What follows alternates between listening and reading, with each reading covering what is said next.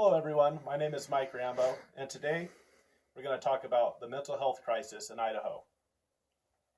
This is my friend Nigel. I remember Nigel for his zaniness and his witty sense of humor. Last April, Nigel fled his home and vanished into the foothills surrounding the small town of Emmett, Idaho. Nigel's body was discovered weeks later. He was only 30 years old. What happened, you might ask? The truth is, Nigel suffered from a psychotic episode that contributed to his death. Nigel suffered from two mental disorders, bipolar and schizophrenia. Sadly, mental illness is not that uncommon in the United States, or even in Idaho. In fact, the National Alliance on Mental Illness shows that nearly 1/4 of Idahoans suffer from a mental illness.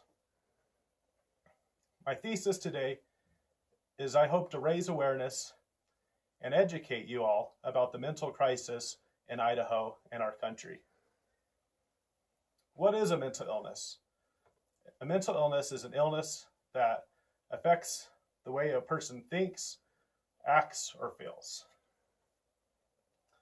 I feel like I have some personal experience on dealing with the topic of mental illness. I dealt with depression throughout much of my childhood, so I feel like I can relate in many ways to the struggle of living with a mental illness. Today we're going to cover three main points. Point number one, we're going to cover the national statistics on mental illness. And point number two, we're going to cover the Idaho statistics on mental illness. And finally, point three, we're going to look at the causes of what's causing the mental health crisis in Idaho. Now let's take a look at the statistics. I think it's important that when trying to grasp the mental health crisis in Idaho, we need to compare Idaho statistics with the national statistics. On this poster, the red represents the severe mental illness and the black represents mental illness in general. All the research I gathered to create this poster came from the National Alliance on Mental Illness. In the United States, 18.57%, or 43.8 million people, suffer from mental illness. 4.2% of Americans suffer from a serious illness. In fact, according to Mental Health America, depression affects 21 million Americans. As you can tell, our country has a mental health crisis on its hands. But wait until you see Idaho. In Idaho, nearly 1/4 of Idaho's population has a mental illness, 24%. That's 408,500 people. 6% of Idahoans suffer from a serious illness. And perhaps the saddest statistic of all, Idaho has the 7th worst suicide rate in our country. That's a 48% increase from the national average. What are the causes? That brings us to our next point.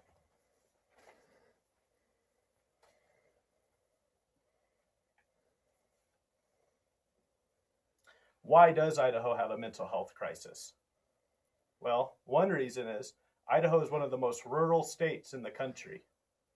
In fact, 80% of psychiatrists and PhD psychologists live in urban areas. According to a 2012 Kaiser Foundation study, Idaho ranks last in the nation for psychiatrists per person. Put quite simply, Idaho is vastly underfunded. Idaho's mental health situation is vastly underfunded and overlooked. Evidence of this is despite Idaho's skyrocket high suicide rate, Idaho was the last state in the nation to have a suicide hotline. In conclusion, it sounds like Idaho has a lot of work to do. I hope this speech has been informal and useful in educating you about the severity of Idaho's mental health crisis. In the future, I hope we can improve on our national statistics, Idaho statistics, and identifying ways to correct the causes of Idaho's mental health situation.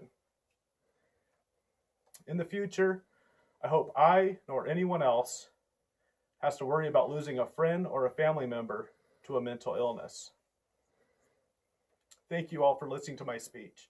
And please remember the words of author Tiffany Madison. The problem with having problems is that someone always has it worse. Thank you.